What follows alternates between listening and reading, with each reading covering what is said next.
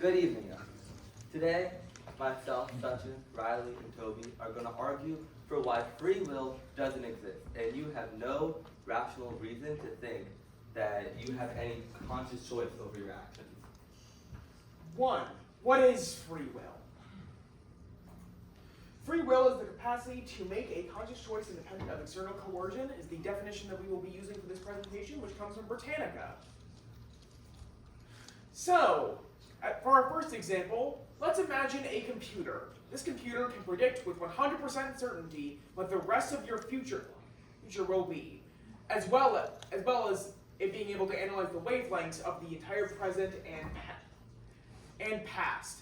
This is not an argument that the computer, well, actually exists, but rather an argument that if it did exist, you wouldn't have free will, primarily because of the idea of fate, which is in common opposition to free will, getting in the way of it, since you would not have had any opportunity to choose at any other point throughout your life. If you did not have any other ability to choose, you wouldn't have free will.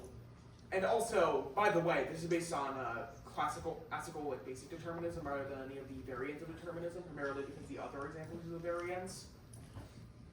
Now, one may object to this by talking about the idea of randomness and how that factors into this argument, that randomness alters things as well. But randomness isn't free will. Randomness is another factor that you have to factor in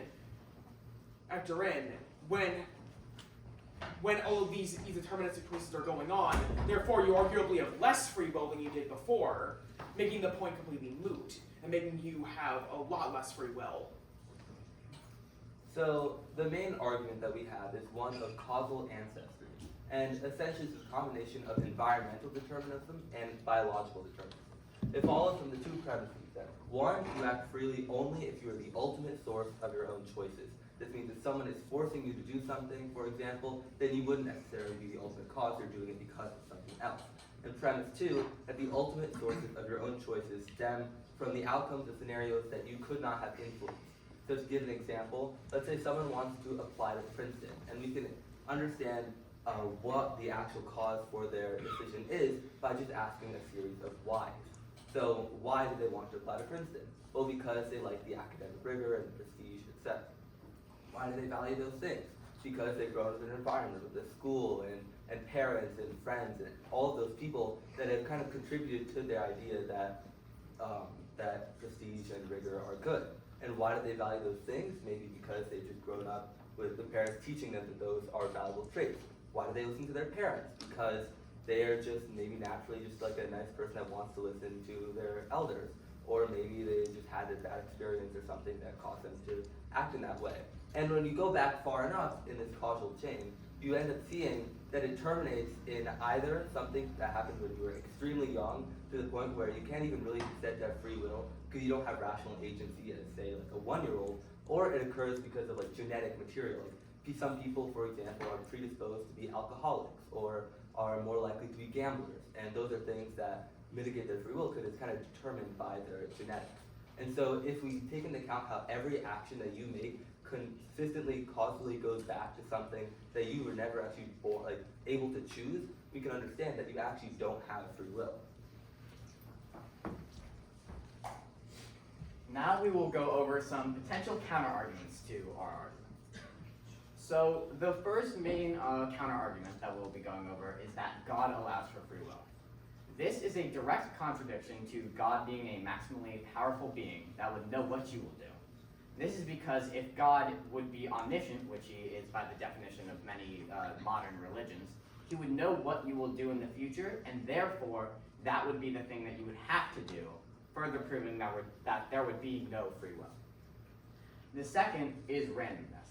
As Riley stated earlier, randomness is a key example for why people might think that you do have free will. I would like to say that that is wrong, because even if there is randomness, you do not have a potential stake in the randomness, and you cannot choose. In fact, the randomness is proof that you would not have more free will because you would not have more control over your actions in general. The third main counterargument is conscious will. conscious will states that your brain thinks about something, maybe an action or anything in general. For example, I will raise my arm, and then you do it. That argues that your brain and your conscious influences what you will do, and that is further proof that you have free will. This is false. A neuroscience study done by Benjamin Bidet, I think, funny name, says that your brain actually spikes in activity milliseconds before you even think about the action that you're going to do. This proves that your conscious is actually just making a post hoc narrative of something that your brain has already decided to do, further proving that you do not have free will. The fourth main argument is the I feel free argument. This argument states that if you feel free, then you obviously have free will. The best way to prove this argument wrong is the lock example of someone like in a room. This example states that if someone is locked in a room and they have no way to get out, they may say that they voluntarily chose to be in that room, when actually they would not have had the option to say otherwise. This proves that even though you might think you have free will, you don't actually, because you don't have influence over the possible other options that could have been. This also, the I feel free argument, focuses on the first person point of view and ignores how other possibilities and other outside influences may affect your actions in general. These are the four main examples, or counter.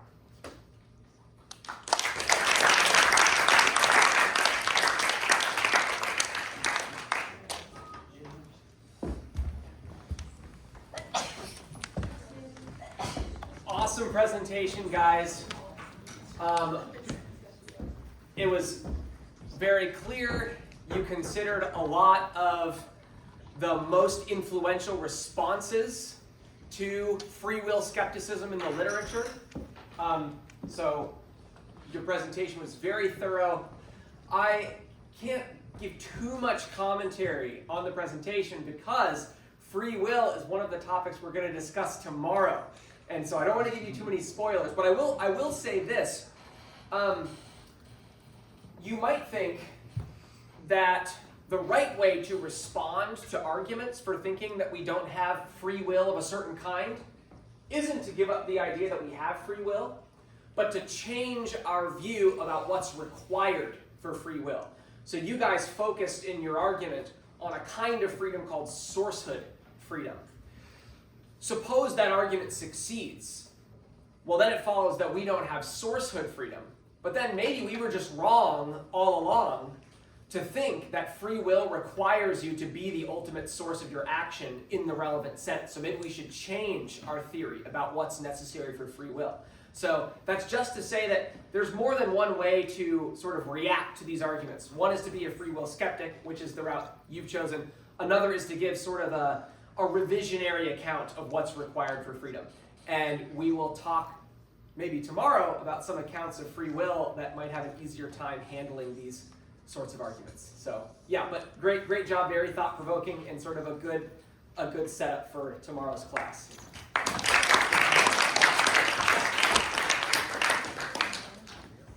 Okay, next group, who do we got? I know we've got at least a few more.